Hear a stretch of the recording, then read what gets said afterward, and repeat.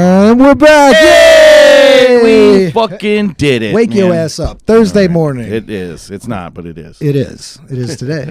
We have Danny today with us from SUPLECS, Hell from yeah, Portside Lounge, from all of their endeavors. How are you doing, man?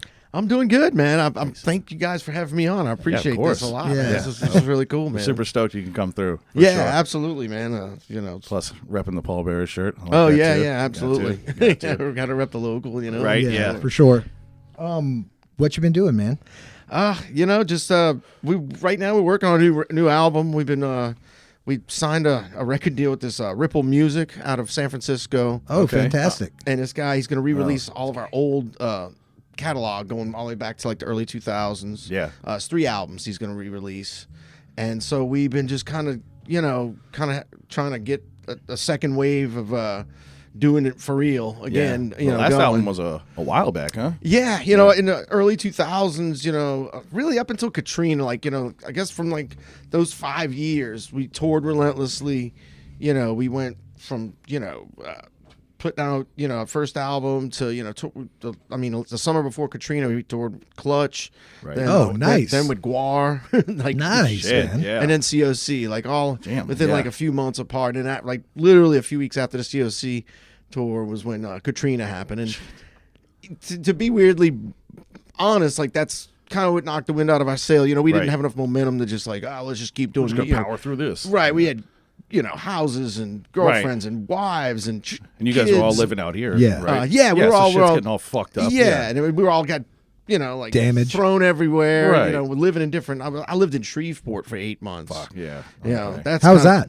That's the kind of place you could blow your brains. Yeah, Oh, it really? seems like it, That's- yeah. I felt like that in No Phoenix. disrespect to Shreveport. Shout out Fuck Shreveport. them. You know, Fuck Shreveport. I mean, they are like the opposite corner of the entire. I mean, if there's an opposite point from where we live, it is Shreveport. It's that one. Yeah. Geographically, everything. You couldn't even get Saints games up there. You would get Dallas Cowboy games. Did they- Saints games. Did- Imagine that year. When you really already lost your mind. Right. You just want some semblance of. Semblance, is that Yeah. the right word? Semblance, of yeah. home, something Yeah. to remind you of home, and you can't even watch your Like, how would you like to watch the fucking Cowboys instead? Oh, dude. I sat in a bar one night. Yeah, I was drinking a lot back then. I sat in a bar one night. Yeah, same. And it was this little bar right off the interstate called Bilbo Baggins. I don't know. Come on. No, nothing to do with Lord of the Rings, Right. Just a That's little. even weirder. Yeah, just somebody yeah, bro. That we're is gonna- weirder. We're Somebody- going to call it Bilbo Baggins. Yeah, it's like, the movie. I don't know what the fuck you're talking Yeah, about. what do you mean? talking That's my about? brother's name. Shut up. Yeah, your mother's Bilbo Baggins, bitch. No, yeah. No, it's just, but it was this little, right off the interstate bar, but it was close to the hotel I was living in. Oh, right. And yeah. so I was sitting there one night just drinking. I don't know, man. I'd given myself like a horrible makeshift mohawk. I cut all my yeah. long Nice. hair off and gave Right. myself this weird mohawk. And I'm sitting there and I can look at, they got these mirrors and bars Oh, where you can no. see everybody behind you. Yeah. And I'm just sitting there drinking by myself, which I did a lot of. And Looking I look at behind- that mohawk. thinking man, this is really, what did I do? But even more so was the sea of cowboy hats Oh, nice. behind me. Yeah. Like what happened? Like how did I get here? Like you know? Cowboys or like fucking Caps with Dallas Cowboys. Yeah. No, It's just a cowboys. bunch of fucking no, cowboys. yeah. cowboy hats. Yeah, You yeah. know, and just man, how did I get here? I mean, nobody was mean to me, and that, No, it was just like I know just what was you like, mean. well, how did I get here? Well, Yeah. what a weird, and it go from literally a few weeks before that touring with COC, our band's Yeah. doing great, Right. We're getting all this momentum, everything's going good, putting out records, Yeah. and then now I'm drinking at a bar that's technically Texas. Yeah, Cool. exactly. And quickly, I feel like I'm having to do other, I was working on movies, but it's not as cool as playing in a rock band. Right. Somebody else is a rock star in that situation. I Yeah. I'm serving them. Have you been playing that Gibson bass throughout the entire Yeah. part of the band? Because every time I see the Shit, picture, I see that same bass, I think. It's one of 3 actually. Oh, okay. But they're all Gibson grabbers. Oh, that's what I It thought. was right. Yeah, he okay. said that, and he's like, Yeah. I don't know. I what thought the don't know if pickups it's were actually different, it. though. Well, the grabbers got the slidable pickups. Yeah. Yeah. And I just think that's weird. I just learned this recently. I think I'd noticed playing this bass for as long as I have. But and then there's the G3, which the newer one I have is technically a G3. It's got 3 mounted. Yeah. Okay. But the grabber is an older one. That's like more of a maple wood, kind of blonde wood one that I've played. I've got 2 of those actually. And Heavy. no, super Nice. lightweight. I mean, the tones are heavy. It would. Oh, I just made it. Yeah, like. But physically, weight-wise, it's yeah. no, it's not. Nice, It's got nice. it's a thinner neck too. I got it. there was this band that was on Man's Ruin Records back in the day. What it's called, Alabama Thunder Pussy. I mean, there's still, Yes, I've heard. Kyle Thomas now Yeah. sings with them and stuff. Yeah. They've done reunions recently and stuff. And we were doing a show with them. I think this was at the Dixie Tavern back in the day. We just met those Shout guys. out Dixie Tavern. Yeah, right. And they were. I think it was their first time playing through. We just kind of met those guys. We'd just gotten on the label, so we're introducing ourselves, whatnot. And I'm talking to their bass player, this guy Sam, and he opens up this case and shows me this Gibson Grabber. And I'm like, man, that thing's beautiful. He's like, man, I just got it. And I'm like, so jealous, like, wow, it's so much cooler. I wish I had a bass like that. Fast forward, like, I guess a year or two later, we were on tour and we're in Richmond, which is where they're from. I was on. That was back when I played in I Hate God, and That's what I was going to talk to you about too, because I remember you telling me that whenever you worked or whenever you had Portside Lounge. Yeah, we had that conversation. I played with them in the late nights. So I was doing a tour that was actually Suplex and I Hate God. That was kind of shitty, horrible. Never really had a break. There's no break. Yeah, I don't get to hang out backstage. I just went from one band to the other. But yeah. But anyway, long story short, we were in Richmond, and he had quit the band because he was having a kid. And he said, "Man, I'll sell you that bass." And I was like, "Really?" Shit. And dude, he sold to me. I want to say I paid like $200. Like, we went to an ATM, and he sold to me for $200. That's cool. Right. And I never stopped. I mean, that was it. I picked it up, and I'm on that tour and played it the rest of the tour. Yeah. Played it with both bands, I think, too. Just like, and it just became my bass. And then I got a second one, some years later. That I think I paid like $600 for the second one. Right. And then the third one, the one that I play mostly now, we got through, we were on Small Stone Records, and they had a deal with Sweetwater Music, and I got it at like cost, which was still like a chunk of money. I'm sure, but still. I got it like half of what it would have cost like normally. So I got that in like 2012, and that's the first brand new instrument I've ever owned. Yeah. Like everything's always been secondhand gear. That's the one I bought. Like nobody's played it but me. Yeah, that's killer. I like that shit. The bass that I bought was that shit. The fucking Starling sub-series shit. Yeah. God, thing. He had when I first started playing bass was with him, and he had a fucking P bass with a jazz neck on it. Yeah, I think like an old 70s body, but a 2003 jazz. Oh wow, like Frankenstein. Yeah. 10, 15 fucking pounds. Yeah, It was so goddamn. Oh heavy, yeah, that's what I played before the Grabbers. I had a 70s P bass with the boat neck. And that's like a baseball bat, man. Yes, and it was playing with I Hate God, and it was physically like destroying my back at a young age. I was like, man, this is killing me. That and SVT cabinet. Oh yeah. you know. Been lugging this stupid thing around. We should all just get direct things. Well, that's my joke. That's like my ongoing joke. And I was like, why did it have to be big amps? Like, why couldn't it have been like small amps? Yeah, cool. right. You know, like, oh man, look how tiny Look it at is. how Cute, little. I'm getting man, Pull it right out of your pocket. dude, this thing folds into my wallet. It's, you know. Jeez, I've got so many gear questions to ask you because I know Paul Webb made you an amp too. Yeah. He's So making me making one him right Oh, now. awesome. Yeah, I dude. can't wait to get it. Oh man, yeah, that was such a Paul Webb and I we go way back. Yeah. You know, Nice, okay. We used to play in a band. Me, Darrell, Paul, and Kenny from Spickle. Okay. Had a band that predated both Suplex and Spickle called stupid names. No Industry was the name of it. I don't know. We just weren't good at picking names, but we were. It was a good band. Like it was really where we learned all of our instrumentation. Like we all kind of like really like were pushing the boundaries with stuff we were doing and learning our instruments and stuff. All kind of around that same age. We used to go to the Fontainebleau like after going out till like at like 3 a.m. and jam till the sun came up. Shit. You know? Yeah. But so Paul and I go way back, and I mean he's always been tinkering with electronics. You know, I mean I watched him start working his first gig at I think it was Whirlines.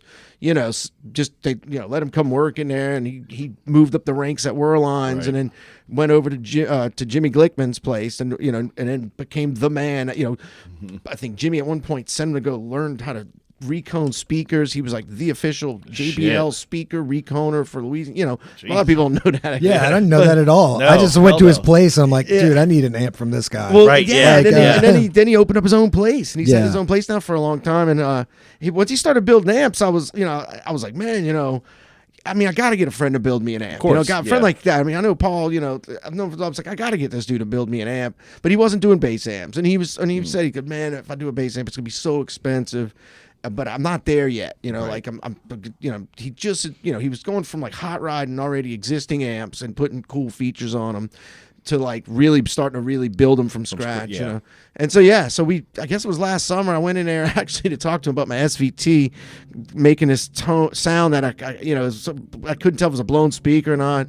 to like walking out going, wow, he's building me an amp. Yeah. Like I'm doing it. I'm going for it, and Fuck yeah. look, it wasn't cheap, Oh, at all, but it was it was one of, again, it's the only first brand new amp I've ever owned. Yeah, that's true too. And it's it's mine, and Yeah. it's my, I picked the color, I was gonna say it's personally, like personalized, personalized to my tone. He's got it set up to where I could put two SVT cabinets on it, flip the ohmage on the back, go big, go really big if I want to, and it's Nice. it's the type of, it's a high watt clone, so it's kind of geared towards the tone I like. It's kind of like a warm, thick, not too crispy. I like it just kind of like not just but a little bit, but kind of close to that. Right? Yeah. I like all like that low a end. little distinction, distinction in a between. little bit more distinction there, but I like all of that presence, low end, stuff to be in there. Yeah. And you're using her on the album too, or are you going to record with Yeah, that? yeah. All album, different recording guys do things differently. Like one of our best albums that like Sad Songs, Better Days. Yeah. I went through a Sans amp, just direct. That's what he does. And and it was awesome. It's got this perfect dirt on the tone that I liked, and it was fun. And I'm open to any kind of like he was cool just doing it direct. I've done others where they've done an amp in a room with a million rugs. We did that with Pepper Keenan, and it was cool too. We got a cool bass sound with that. But James Whitten, who's going to be recording the album. And he I Hightower. was gonna say, I was gonna ask who you're going to. We just went over there and checked that all out. Just about a month ago. We're going there in June to record a new album, and and he was like, bring that head. I was like, oh yeah, he's got an SVT up there, so we're gonna definitely do that. We might have to go there if nobody ever gets back to us. To be honest. Oh yeah. Everybody we talk to, man, they've been coming out and it's just like it's a great fucking experience. Yeah. The guy knows exactly what the fuck I want. He knows how to make and it he sound quick too. Right. Which is kind of key. Like in the past we've had the luxury of like record labels paying for us to record. Right. And even that's it sounds more glamorous than it is because you're still on a budget. There's definitely And if the engineer doesn't understand, it's like, hey man, we only got this amount of money. We've got like our second album. We told them what the budget was from the beginning, and they knew what parameters we were working in, and still gave us like a awesome top line quality album. But it is a stressful part of it. We had a record label that like flew us to Boston to go record, and we didn't even get to sit around and let it to get for the mixing of it. Yeah. He just tracked it, and then they just sent us copies of mixes of the whole album mix. So there was no going in and fine tuning anything. So this is just a whole nother experience on our money, though. Now it's kind of smarter and wiser and older. It's like, we spend what we want, what we can get away, spending to do it, and make it right. And that way we don't have to owe a ton of money to a record label or something. Right. Yeah. And then you control it a lot more on your end. So these days, man, like I know it's, not that I'm trying to promote a product, but GarageBand is like, a game changer. I used to have the Tascam 400, 4-track recorder with 1,000 pedals and trying to play guitar and like trying to sync up these silly drums that never sound. It always just sounds like. No matter what you do, it sounds fake as fuck.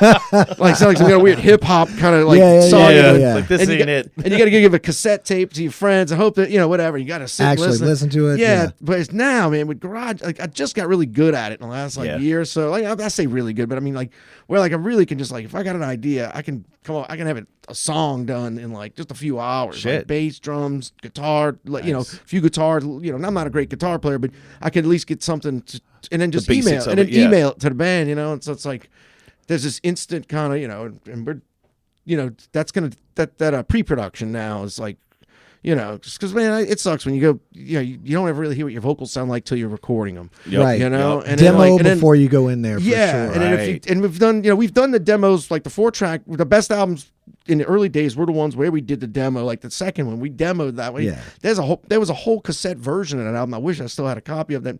We did before we went there. Knew what we wanted to do. But the other albums, not so much. Especially the one we did like after Katrina and everything. We were just kind of in a weird headspace, but we didn't do that. And then you leave the studio and you go, oh man, I could have sang it totally differently. I could have, you hear it differently, and you're like, man, you're singing it different by the time you touring or playing it. Oh, yeah. Earl was tripping out because he wasn't able to put the bass fills he came up with like after he recorded Oh yeah, it. because we recorded them quick, and it was like right when I had joined the band, and I had about 3 months, and it was That like, was we're our in the last studio. band. You know, we're going in the studio after this. So I had learned a bunch of songs, then we wrote a couple songs, and then we gigged them a lot, and it took forever to actually get the album done.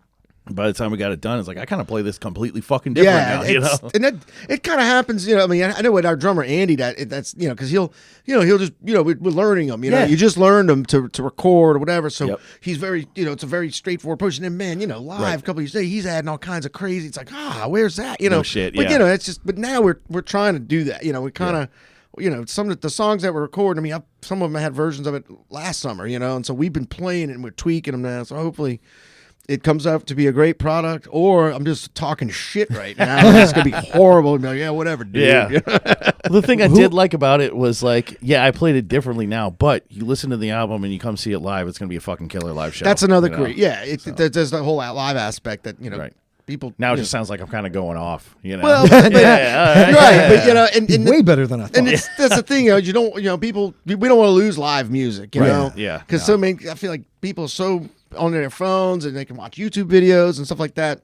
Oh, the access to new shit is insane. Yeah, it's like you got the instant gratification Yeah. through these, you know, cell phones and stuff. So, yeah, you know, like the live experience, there's nothing like the live experience. Sometimes you can only capture that live. You know, you Yeah. can't. You know, a lot of people said about us. We're a better live band than we are recorded. You know. Yeah. And it's it has to do with feeling and can you you give me know a beer and out stuff of like that. You know, it's like Yeah. because you can feel it. But I got to. Okay.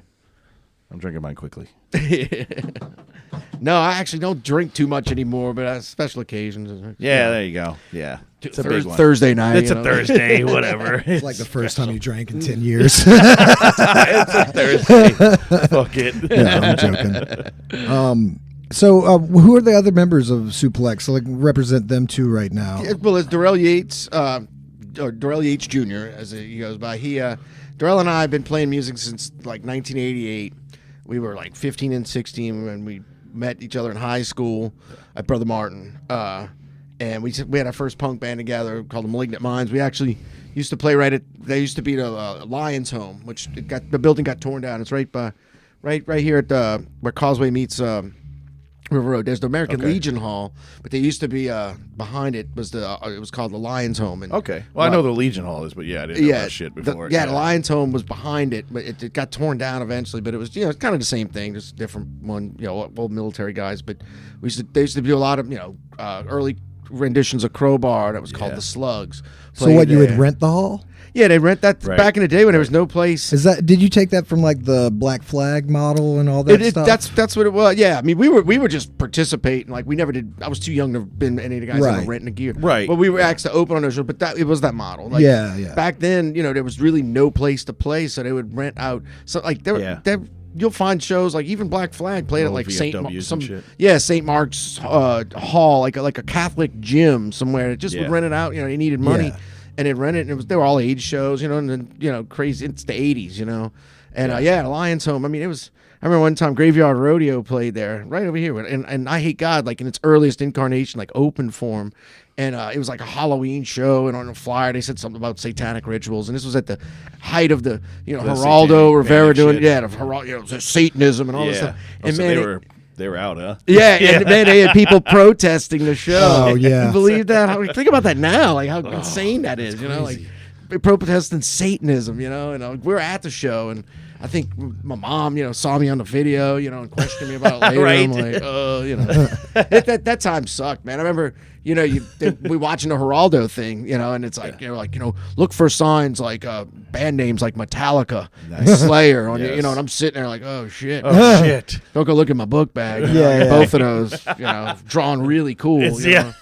Fuck, What about the drummer in Suplex? Andy Preen. Andy is a little bit younger than us. We met Andy, in the mid '90s.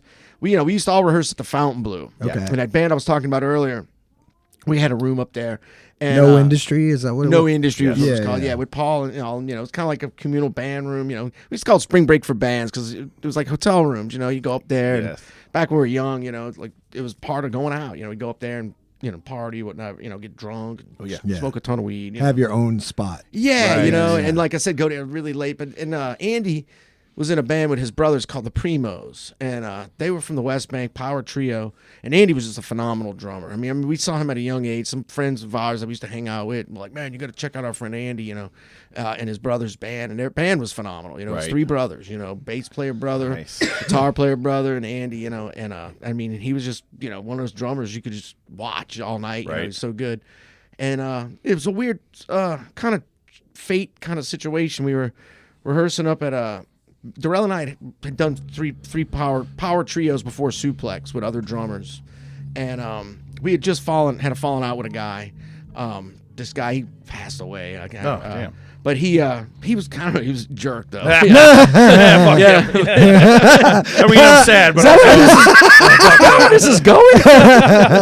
I won't even mention his joking, name. I'm no, joking. you don't. No, have but to. Come on. Yeah, ironically, I mean, it just kind of popped in my head, like, oh, and he died, but Shit. I'm about to say something not nice about the guy. Yeah, the guy, but we had just had this falling out with a guy, man, and I think I was the one who quit. I was just like, I ain't jam with this dude no more, But we had our other band going or whatever, and we just were up at the room. So Darrell and I had all these songs, and then Andy's brother was a bass player. He had this Fernandez bass. It had a metal neck on it. Oh, sweet. And he was like, man, I got this new bass. You got to come check it out. So when we took a break with No Industry, we went across the hall, and I got on the bass, and then Andy was just on the drums, and I was just playing some of the suplex Yeah. stuff.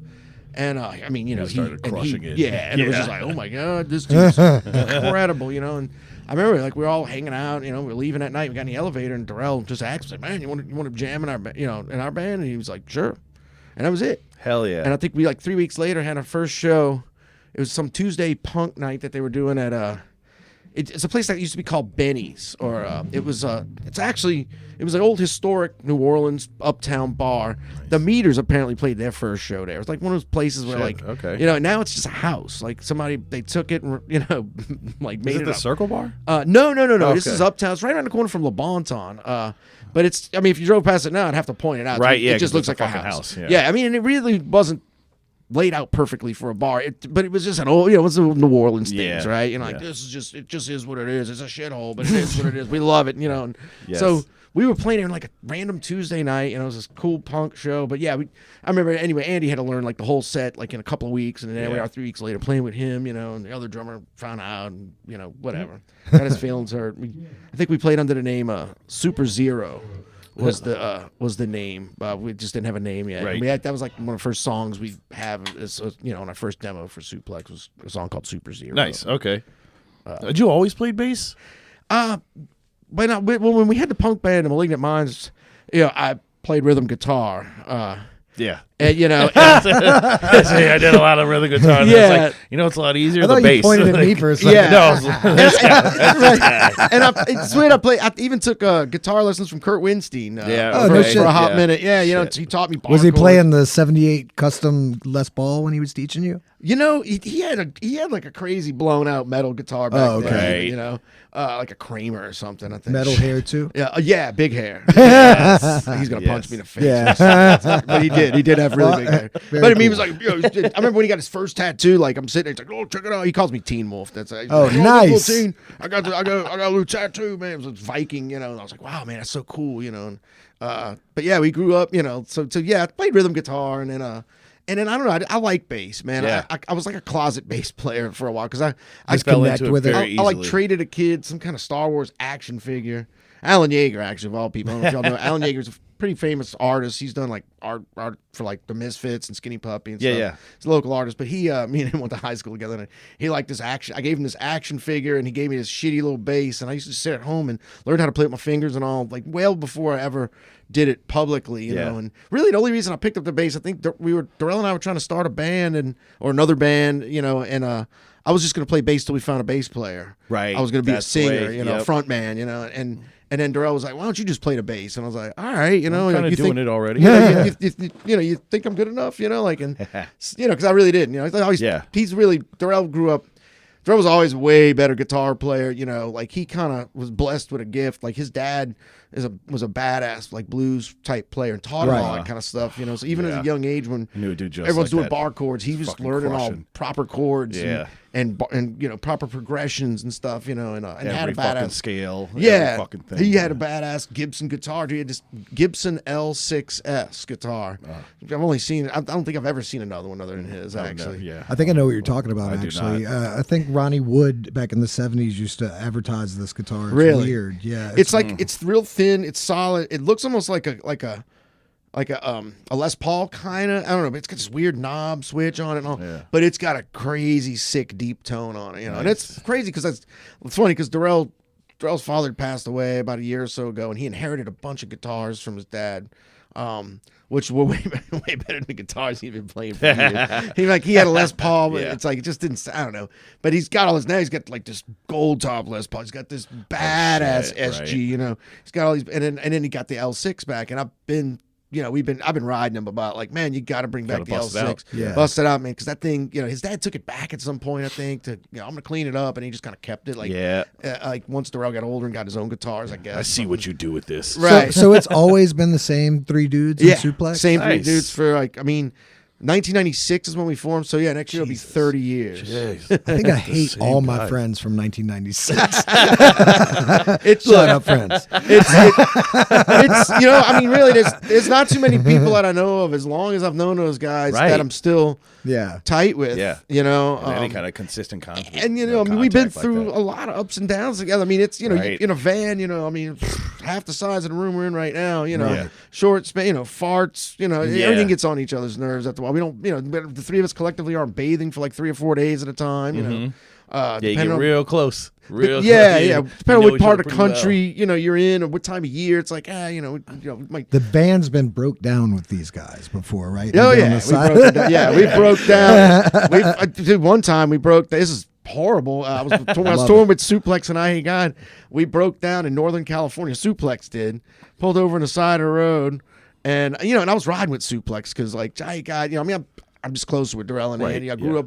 I was close with Eyehategod as well, but it was just was a matter of numbers. Like, with these dudes, it's gonna be 2 dudes in his van and like 6 dudes in the Right, other yeah. van. I'm going you in know? the- yeah. I'm gonna go ride with my other, the other bands. Makes sense, And but we broke down and literally pulling on the side of the road and like had to pull out my cabinet out of the Suplex van, put it in with the Eyehategod, and then leave them. Oh shit! Yeah, right. Yeah, I like, have to play these shows. Yeah, like we're going with the show must go on, and Yeah. I'm like, we're going to Seattle, and they're not going to make it to, my other band's not making it to Seattle on that Right. tour, and is going to miss Seattle and Portland. wow. But they actually, That I would think be crazy for me to leave you and Paul in the it was side. horrible. See? Yeah, it was just like I know they I'd would be the one understand leaving. it. they understand, but especially because you kind of got that dynamic. You've been living together now for like a few weeks, getting up to that point, And we Right. just went through like this awesome, like we played San Francisco. It was like this theater size show. I mean, we were pretty new to playing big shows, Right. Suplex was, and Eyehategod was on the bill too. And High Times Magazine was there. They did a big Nice. interview with us, big piece on Stoner Rock, and we were in the interview. And I had, of course, had Killer Weed, Right, yes. Yeah. just this awesome rock star kind of like experience, but like for Stoner, like something Yeah. that even in New Orleans, it didn't seem like it was hitting as big as it was hitting up there, Right, yeah. So we were like, this is like surreal, And the next day, van breaks down, Yeah. they get abandoned. I'm, bye, I got to go play 2 shows. I gotta go be famous. Sorry, guys. and then we ended up.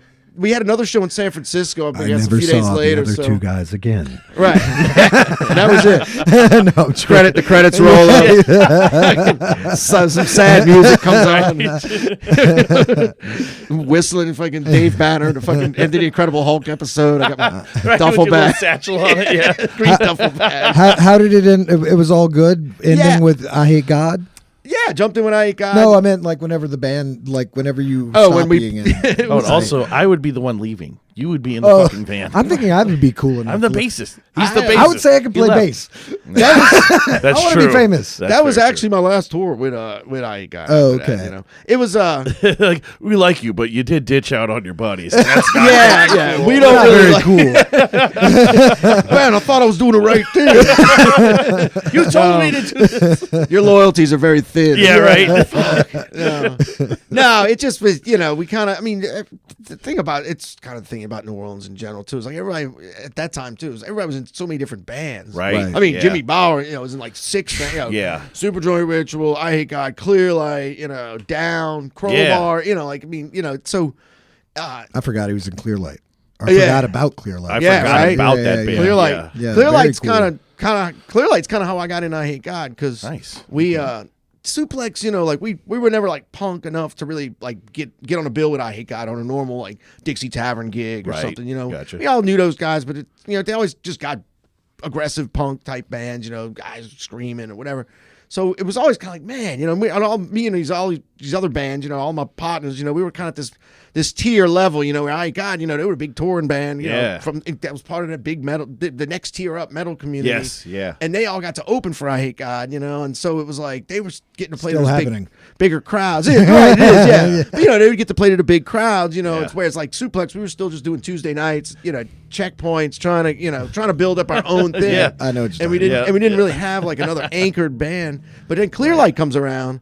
And I'm like, wow, so this is the dudes from I Hate God, but they're doing something kind of closer to what we're doing, and right. with instrumentals and guitar solos I and can stuff. jump on these fucking So shows. yeah, so we got on. That's what we did. Yeah. I like approached them about, hey man, would you guys let us open for y'all? We have actually already had a show booked at Checkpoints, and just all I had to do was show up and headline and get paid, And I was surprised, it was like, man, you guys need like a demo or and it was like, no man, cool, Jimmy Bauer, and set it up, and then, Right. Exactly. Like. and then inadvertently. Good.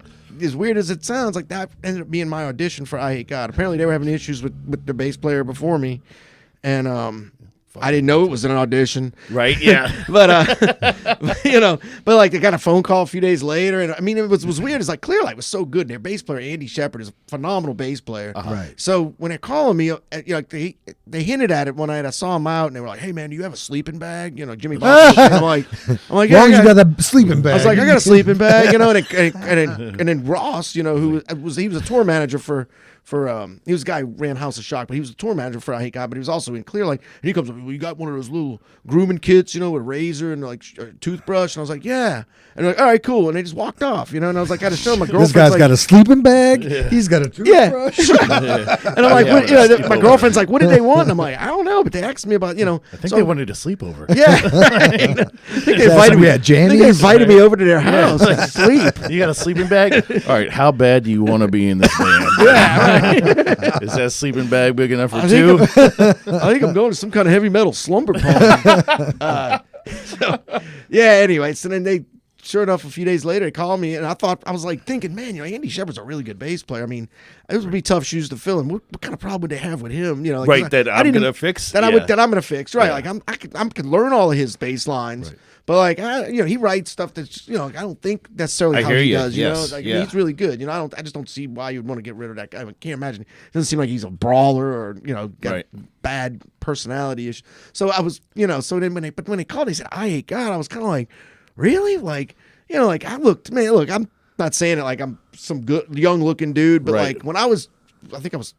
God, how old was I? I was like 21 or 22, or whenever they asked me to join, I looked like I was about 15. I looked shit, young, right, yeah. And these dudes look like they've been to prison. Like, Yes. They just did. Yeah. Mike Williams, God, I love him. But Of course, yeah. But, he's looked the part, his whole life. You Right. know? Right. And Yeah. those guys, they just looked older than me. They looked like like they could be my uncles, or something.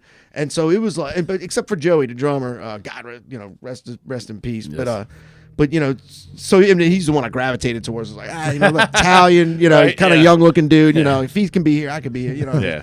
I'll just follow his lead. He was the hardest motherfucker there. He really, that's a phenomenal drummer. Oh man. yeah. Like there's in a category all his own. I feel honored that in my lifetime I've got to play with Joey Lacaze, that I'm in a band with Andy Preen, and then I grew up with Stanton Moore. I was good friends with Russell Batiste, Shit, until he yeah. passed away. Desmond Kenzel of High on Fire.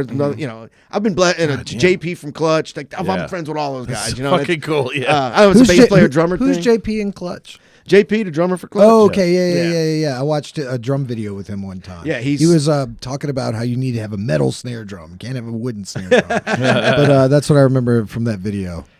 He's like the kind of guy who sits backstage just doing rudiments like before the shows. Yeah. I mean, these guys play like, I mean, they're like a machine. Yeah, Clutch. a friend of mine Yeah. was really into him, and he brought me to a show. And it's not something you can just jump into. Right. Like, so I went to the show and I was impressed, but I still wasn't like the biggest Clutch fan after that. Immediately. I think I need to go back and check them all out. But live, they were something to see. They're 'Cause, the kind of band that has. and I was hearing a lot of those songs for the first time too. What I learned, because we did a lot of touring with those guys, and what I learned about those guys touring with them is that they have fans in every genre of music. Like they have like straight up metal fans, and they'll gear a set towards. They know like we're going to this town, and it's gonna be a bunch of like, Drunk metal fucking guys. drunk metal dudes, or fucking gas huffing metal dudes, and they got a set of music for that. Then we're gonna go to like this other hippie town, and it's gonna be like jam band kind of, and they're gonna bust out all the we'll do our little instrumentals shit. and Yeah. fucking, and stuff like that, and or we smart. play a military town. I played a military town with them, and we're gonna play more like the kind of in your face, kind of telling you how to do it. Yeah. Like kind of more regiment, and they got it for and it's like and they bust out any combination of like those 50 songs on any given night. Yeah. And that's what they do. And so they got it like, and they got blue, they got all kinds of, said, and so yeah, it depends on when you catch them too. Yeah, Right. it's like Yeah. I want to say this again. I guess I went. He bought me a ticket, and he's been so into it so long that it's almost aggravating. If I'm honest with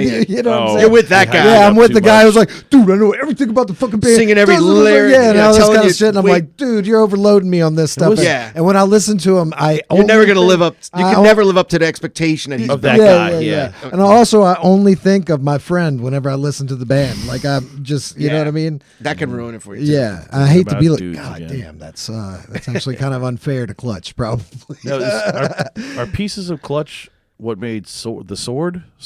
No, Okay, those are okay. different dudes. All right. They just come around with them a lot. I just figured They have, maybe yeah. We actually played with them. You played with the sword? and Clutch. Yeah. Oh, well, wow. Here at House of Blues, when they came through together, we opened Yeah. up. That's for so them. cool, man. And then Nice. the sword. That we've known the sword like since they first formed. Like they actually cite us as one of their influences. Shit, What huh? the Yeah, fuck? I'm not That's- even. that's- I'm not making Hey, shit up. that was very cool, man. That's because fucking cool. I've only listened to one album. My old drummer made me listen to an album. Yeah. The The Sword. Sword? And I was I like, like it, this man. sounds like Sabbath. And Yeah, I was like, and I I like love Sabbath. Yeah. So that's what I thought whenever I heard them. They're from Austin, and Right. like they used to open for us in Austin back in the Nice. day. Yeah. I guess we're like one of those bands. Like same Mastodon used to open for us. Back in No the day. shit. Yeah. Get fucked. Mastodon's first show ever was at as we're gonna say, bring it up again, the Dixie Tavern. Yeah. Wow. That's It was fucking for a nuts. summer. How does that end up being your first show? I don't know. That's weird. That's Yeah. the one thing about that. Like we that's weird. started in this other city, but we They had a lead. They even had a lead singer and all. It was this Yeah. thing called the Sweat Fest that this guy T-Roy put on at Dixie. I remember it was hot as hell. And like I got a headline the Saturday night and SUPLECS headline the Sunday. Of course, so again I headlined both nights, which sounds Right. cool, but you Busy. Yes, Yep. but No break. Both nights I'm just waiting to play. Yeah. Anticipating that I got to play a set. I can't get too fucked up. Right. You know. Yep. So. Or I guess what I got, it didn't matter. But still, yeah, and Mastodon, that was their first show. And then like there was a few, like before they got signed with like Relapse or whatever, like we crossed paths with them on tour and they would like, hey man, we saw you guys were on the bill at this show, and so we hung out next if we could just jump on the bill the next night and open for you guys. In Minneapolis they did that, and so it was like, Nice. yeah, and that then guy then we Brent toured. just quit the band, I think. Or Brent Hines, he did, man. That's kind of, wow, because I mean he's Right. kind of like the main, like he's what I think of when I think of the band. I mean, I Right. think He he's a is. drummer too, but yeah, but, I mean, he's they're all great guys, man. But he's kind of like the wild child. Like last time we hung out with Mastodon, like it's funny because we also toured with Clutch and Mastodon as well. That's another bill we did frequently, and so this one time I don't think Mastodon was playing, but we were playing Atlanta with Clutch, and I put Mastodon on the guest list. And so afterwards, they took us out to like their local bar to hang out, and the whole band was there. And we went to this bar, and Brent was just all fucked up. And I always hung out with Brent, so I'm hanging out with Brent, and he just lights up a joint in the bar, Nice. Shit. Okay. And this is like early 2000s, and Yeah. I'm hitting a joint with him, and then, clearly, then yeah. he's getting thrown out. We're course. both kind of, and they had to put him in a cab. And then that night they were saying like, man, we're about done with this dude and all this shit, But even then I'm thinking, I don't think you can. I I don't know. And of course, like not long after that, they blew up. It was like right Right. before. I think they were still in Relapse when that. And that was like one of the last times I actually like hung out with those guys before, or maybe we did that tour after that with them and Clutch. But because when we did that tour, they were starting to like there was something bigger going on that they weren't, and then all of a sudden they just hit it, went to the stratosphere, But yeah, it's like like one of those bands. Like we were there, we were there, and we're still, we were there, we were there, started, and you know what? We're still fucking here. Yeah. So, have you ever done any out of the country? I was about to ask. Yeah.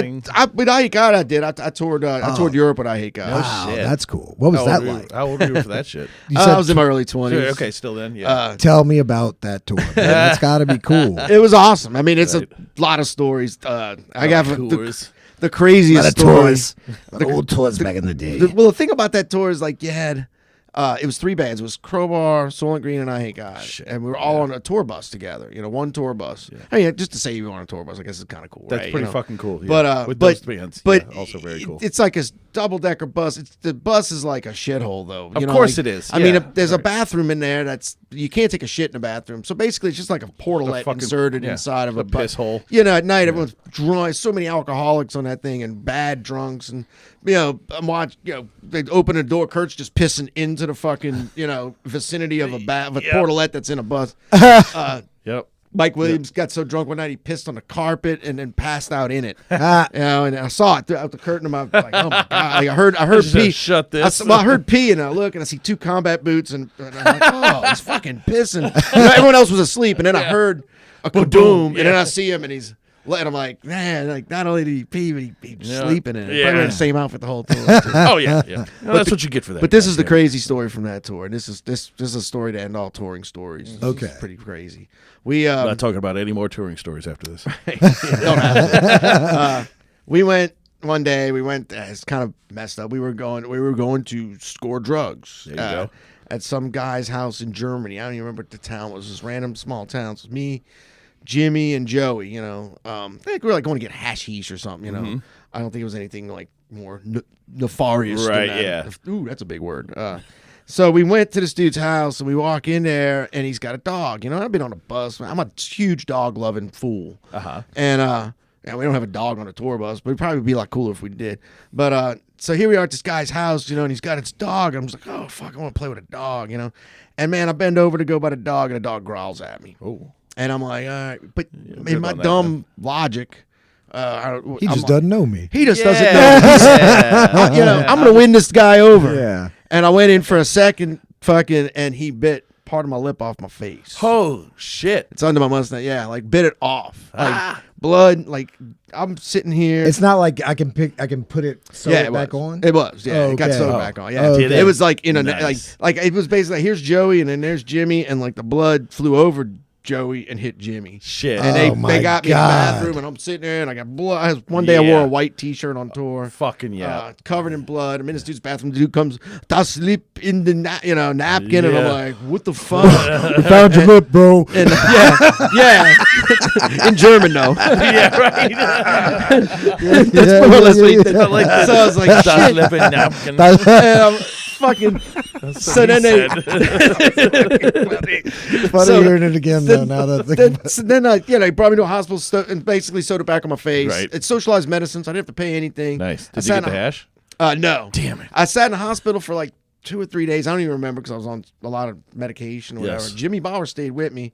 And then he just kind of had to figure out how to get me home because like I couldn't get back on a tour bus after that. I mean, a tour bus is a big cesspool of germs. Yeah, Kurt Winstein's pissing all over, Mike Williams peeing all over the place. Right. I can't go back on it, so I gotta go home. So I just remember him figuring it all out. And basically, when they found out that the lip took, in other words, the skin it started accepted reattaching. That it was like, all right, grab my backpack and like. Got in a cab, and then took a train, parted ways with Jimmy Bauer, had handwritten instructions. There was a ticket waiting for me in Frankfurt. Get on this, do this, and get home.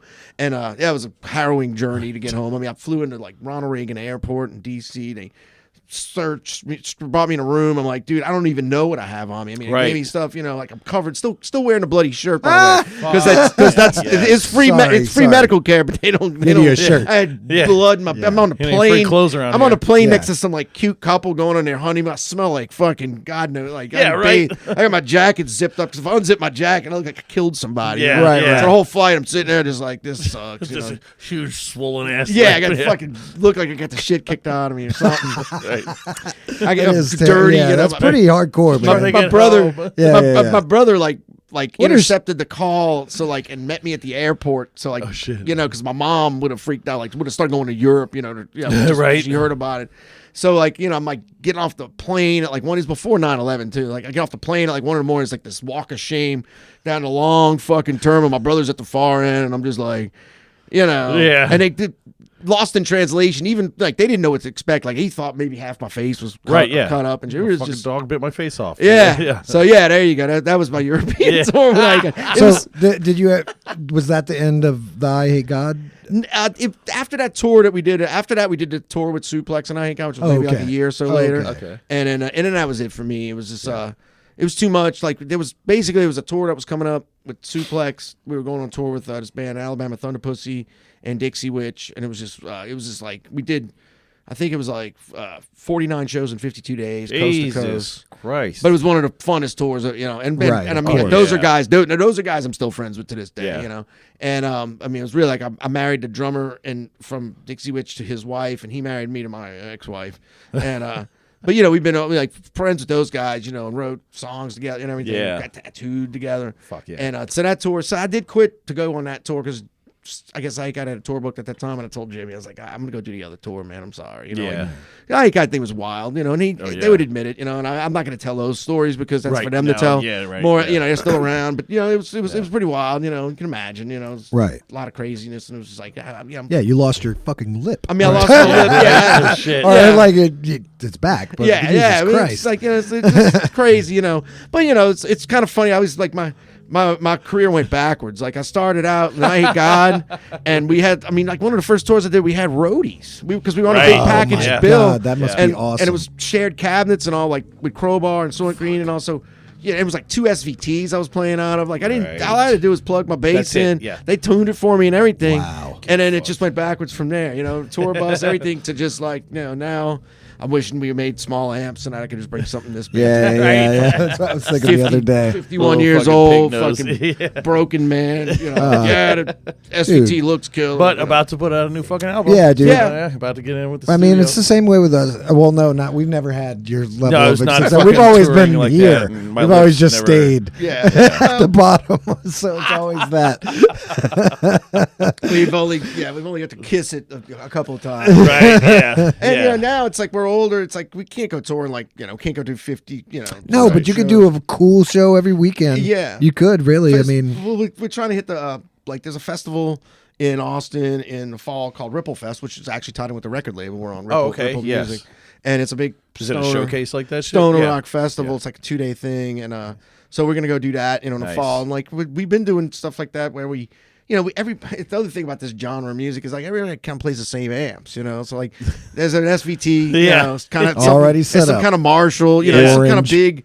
I mean, a drum set just like that, Right. like maybe a bigger bass drum or not, but Right. whatever. Still, it's like that set Pretty up. fucking close. Pretty yeah. close to that, and so it's like we just like last few times we went to Austin, we just fly there and Shit, play on right. friends' gear, Yeah. and with the understanding that they come here and do the same thing, Yeah. and No problems with fucking getting your guitars and shit over the there? guitars are fine, it's we just bring them as carry-on, Okay, yeah. That's the deal. You make sure you take it as a carry-on. That's what how do you Let 'em take check it? How do you Yeah. take it as a carry-on? That's what I was Just carry it right on. Okay, Put it in fuck. the overhead. Oh, Or okay. in Will a it'll guitar fit up there? It'll fit up there. Yeah, but yeah, no, that seems That's what I like it always seems think, like it yeah. wouldn't, Right. but it Yeah. will. And Yeah. we've never had a problem yet. I'm sure one day we will, but we haven't yet. Yeah, Yeah. It's right. been- God, I gotta try that, man. It's fucking cool. Yeah, no, don't let them check it. They'll try to gate check. No, Uh-huh. man. And they can't refuse you. That's the thing. They have to allow you to take it on. You can put it in a closet or something. There's spots if it doesn't fit the overhead, but they're pretty good at understanding. They'll let you go on early to put yours. You can go put it all the way at the end of the plane. That's the there. thing, and you yeah. can put shit on top of the instrument. As long as you Right. have a good Hard case on it. Yeah. Yeah, Right. we stack them in one of the back parts. But But Austin, you know, and it's such a quick flight. I mean, it's an 8-hour drive or it's like an hour and a half flight. I was going to say, yeah, 2 hours. And so nowadays fucking, with gas, now we'd have to rent a van because we don't have a van anymore. It costs about the same, you know. Like, I mean, we're not making a ton of money regardless. We're going there to hang out with friends and like, right? You know, Still, we're fucking couple shows. We're still going to load in the gear and help them load the gear out at the end of the night. Yeah. But yeah, you know, we got a friend who will pick us up from the airport. Last time we did it, we met our friend. He picked us up from the airport. We went and saw. It was there in South by last year. Okay. We went to a buddy of ours playing a showcase, like a country thing with Lucha Libre stuff. We went to a big free party. We hanging out, free drinks, hung out, did that. And then went to the venue and, you know, helped load in and just hung around downtown Austin. Yeah. You know, got a free meal from some friends that own a bar down the street, you know. And then played the gig, helped load out, got paid, and then just went straight to the airport and flew home. Awesome. And got home at like 7. It was Sunday. We had to work on Monday. So we got home at we got on a plane at 6 a.m., was in New Orleans 7:30, and then just went home, went to sleep, you know. Like, it was cool. You know, I mean, it's kind of tiring, you know, but it's that's an awesome day. Give you the fucking, and if you give yourself the day to fucking crash and out you know, you get to the airport, and then, of course, I did get searched with my bass that time. Yeah. That's the time of the guy. I mean, he went, it's like, come on, man. Like, what could I be doing right now? It's South by Southwest. I got an instrument in my hand. This you know, whole from New guitar's Orleans. made of cocaine. Yeah, I mean, you know, like, come on, man. And he went I'm sitting at one point. Fucking weed. I was sitting at one point just playing the bass because he had my case. He was going through it's a Yeah. soft case. It's like, man, there's only so many compartments he's going through. And I'm just sitting there, you know, and then he gave it back, and then, you know, I'm sitting there. But yeah, we fell asleep, and you get up in the airport, you know, just whatever, you know. That's a way to do it, though, you know. And the flights are kind of cheap, you know. It's like a couple $100 or something. Right? You know? Yeah. Not, I mean, Are you guys both singing? we do. Yeah. Both leads on songs. It's kind of one of those things where, like, whoever writes a song sings it. Yeah. You know? Okay. Well, we got It's just like a our fair amount of instrumentals, but we also do sing a lot together. You know, we kind of. Darrell tries to do more singing stuff than I do. I've always kind of stayed in my comfort zone, and I never try to push it. And especially with Suplex, in my mind, it's just I'm not trying to impress anybody with my singing. You know, Right. They know you can hear my singing and say like, oh, that's Suplex. You know, Right. And you know, so a lot of my, you know, I like the sound of the dual vocals when we kind of lock in on stuff together and stuff. We've done a lot of that, you know, in the past. On the new album, we got there's a lot. I got a lot of my songs. I've got parts where I want him to do the dual vocal for me and stuff. Yeah. We had and he's got some with me as well. Yeah, in his I like songs, that so. shit though. I like gang vocal stuff, especially like when it's just a little tweak where it sounds like It's live. It's a stereo effect. Right. You know, you Yep. got two guys, boom, Yep. you know, especially when you're a power trio too. And you don't have if you don't have like a free form lead singer. You know. Yeah. You know, you got to kind of compensate for that. You know, at least if you know you got to put vocals in there. Like that's why I don't try to do too over the top vocals because you know we're trying to sell them on the instrumentation. Right. But It you just got to adds to the fucking wall. You It's know? just it fills that gap. You know, and a little bit of eye contact with the crowd too. Yeah. You know, and then Yes. go back and But that you know. 3-piece, like, I feel like it kind of needs it with that shit. Like, if You you can just do. add the little thing to it, it pushes the wall of sound a little more. If you don't have, if you're at all like just doing instrumental, you know, you got to have some kind of engagement with the crowd. You know? Right. Bands that just go totally instrumental and don't do that. After a while, it just kind of, you know, it's there's a disconnect. You know. Yeah. And you got to try to figure out a way to connect with them. You know, this band Right. Stinking Liz Veda, they're an instrumental band out of Philly, and they don't have no vocals, but the singer, man, he climbs on top of stuff. He's singing into the pickups. He's visually, right? Yeah. he visually looks like a madman. You know, he's just Right. all over the place. He's rubbing his guitar on. I don't know how he does it because he's a badass guitar player. This guy, and he can. I guess he's making a chord. He's rubbing the neck of it on the end of the cat, making it. You know, it's like Jimi Hendrix, where like and he never hits the wrong note. You know, fucking, he's flipping the thing over his head. the lead guitarist from Daikaiju is Oh, yeah, yeah. I just saw Daikaiju for the first time. Believe it or not, like.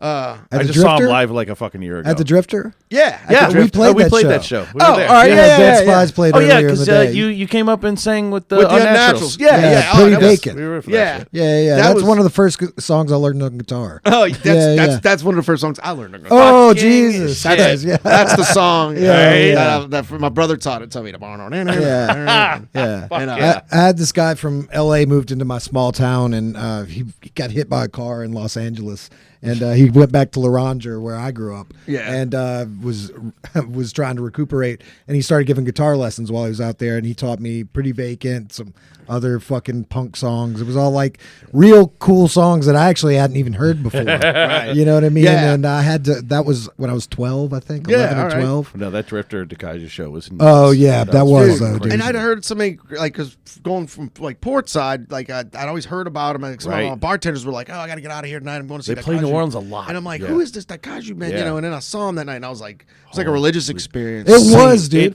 Did you see when they were rekindled setting up their gear? Whenever they were sound checking, yeah, they were just. It felt like they were just setting a vibe for the whole show. And again, and it's one of those things where it's like almost like they can't hit a wrong note. Even when they hand the instruments to other people, there's no wrong note. There was nothing bad happening. You know, I think I jumped on drums at one point. Yeah, I was like, at one point, I was like, I'm not even watching the band anymore. I'm like, I got to get out of here. That was actually it. It's like there's nobody from the band actually playing. I'm not even a drummer. I don't even think I'm that good at drums. But somehow that night, man, I was like, man, I'm came through.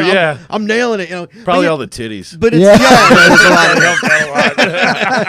yeah, they made everybody lay down at one point. That was kind of cool, man. The fucking guy is like sitting on somebody's shoulder as he's walking around soloing. Like, what the fuck? Yeah, what is going on? And it's funny because when I saw them, the first thing I thought was this other band. I was telling you guys about Stinking Les Veda. You know, the guitar player back in the day. He was like he's a little Middle Eastern. He's not. He's Greek. Yanni is his name. But he looks middle. He's got the big dark beard. Yes. And he played very facial and animated. I feel like they must know each other. You know, like the band, like the bands must. Like I always want to ask things like, you know, Daikaiju. I bet you they do because I mean, Daikaiju, all they do is fucking tour. Yeah, it's like. They tour here a lot. 300 fucking days of the year they tour. Weirdly, that show y'all talking about, or the show I was telling you about in Austin this last year, we had originally the guy had us booked for the Friday night, and I was like, oh, we can't do Friday night. We got to do Saturday night because just our work schedule and stuff. Yeah, we can't do Friday. We working on Fridays. I was like, oh, I'll have to talk to the band that's playing and see if they're cool with swapping. It was Daikaiju. No shit. Yeah, how crazy is that? Yeah. And I didn't find that out until like I guess when I was like, who's Daikaiju? You asked to switch nights with us. I was like, wow, Daikaiju man. switched for us. Yeah, like, well, yeah. Like, it's like we'll kick ass on Friday, like we'll kick ass on Saturday. Right. Doesn't matter what day. I light these drums on fire. Yeah, man. They're phenomenal. And also based out of Austin, you know. Yeah.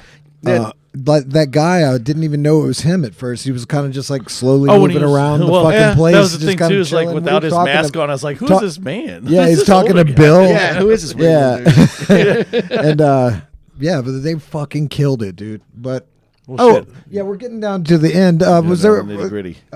Was there some stuff that you wanted to plug before we got out of here? Not really. I mean, you know, we got a new album coming out next year. Yes. That's what we're pretty much working on now. You know, and how many songs? You think about that? It's going to be 12 songs. Nice. We got 11 right now, so we're I want to get a 12th one in there. Yeah. Are you going to do the full vinyl and all the? That's how we're doing he's re-releasing our old albums on vinyl. Only. Nice. And they're going to be like rare vinyls with like colored vinyls. He's taking all the old artwork. Frank Kozik, like that was the artist who did our early stuff.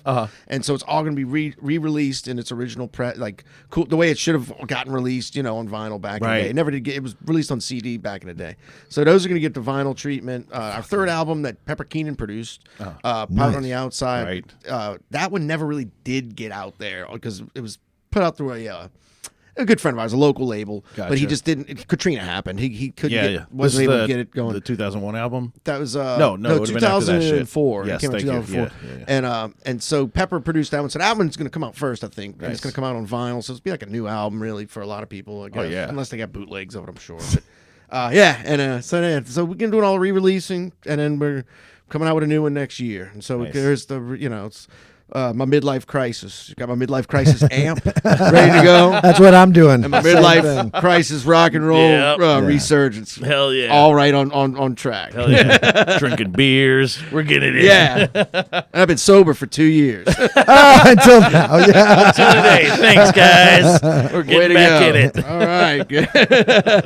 All right, guys. Well, all right. Thank you so much, man, for coming on the show. Thank y'all for having me, man. Of course. And, yes. We'll see everybody next week. All right. Fuck your mama, damn.